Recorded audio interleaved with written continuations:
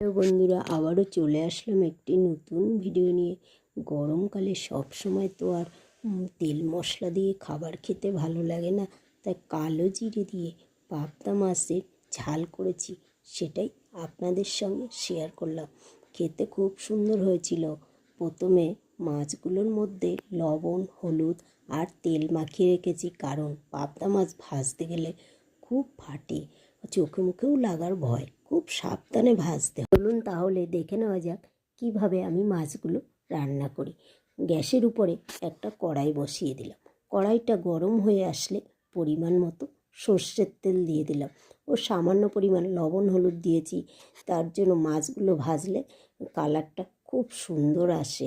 এবার আমি মাছগুলো দিয়ে দিলাম, দিয়ে উল্টে পাল্টে বেশ সুন্দর লাল লাল করে মাছগুলো ভেজে আলাদা একটা পাত্রে তুলে রাখলাম। আমার মাছগুলো কড়াইতে দিলে অতটা ফোটেনি, কারণ আগে থেকে তেল লাগানোর ফলে মাছটা অতটা ফাটে না। আপনারাও ঠিক এই প্রসেসে মাছগুলো ভেজে নেবেন। আমার মাছগুলো সব ভাজা হয়ে গেছে। কড়াইতে আবারও পরিমাণ মতো সর্ষের তেল দিয়ে দিলাম। তেলটা গরম হয়ে আসলে একটা শুকনো লঙ্কা ও কালো জিরে দিয়েছি। খুব সুন্দর একটা গন্ধ ছাড়লে তারপরে কেটে রাখা আলুগুলো দিলাম, দিয়ে একটু লাল লাল করে ভাজতে হবে। এখানে আমি পরিমাণ মতো লবণ হলুদ দিয়ে আলুগুলো লাল লাল করে ভেজে নিয়েছি।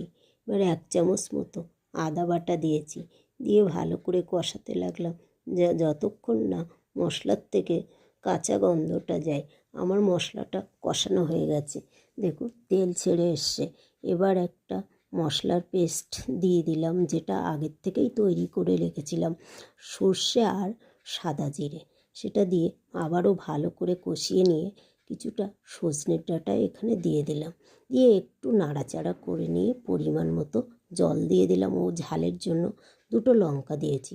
তরকারির ঝোলটা ফুটে উঠলেই ভাজা মাছগুলো দিয়ে নাড়াচাড়া করে ঢাকা দিয়ে দিলাম, যাতে ডাঁটা ও আলুগুলো বেশ সুন্দরভাবে সিদ্ধ হয়ে যায়। আমার তরকারিটা প্রায় হয়ে এসেছে। এখানে আর আমি কোনো মশলাই দেব না, কারণ গরমের দিনে এরকম পাতলা ঝোল খেতে বেশ ভালো লাগে। আর কালো জিরে দিয়ে পাবদা মাছের ঝোল খেতে তো অসাধারণই লাগে। আর তাতে ডাঁটা দিয়েছি, খুব সুন্দর খেতে হয়েছিল। আমার তরকারিটা হয়ে গেছে, দেখুন কত সুন্দর লাগছে তরকারিটা দেখতে, তাই না?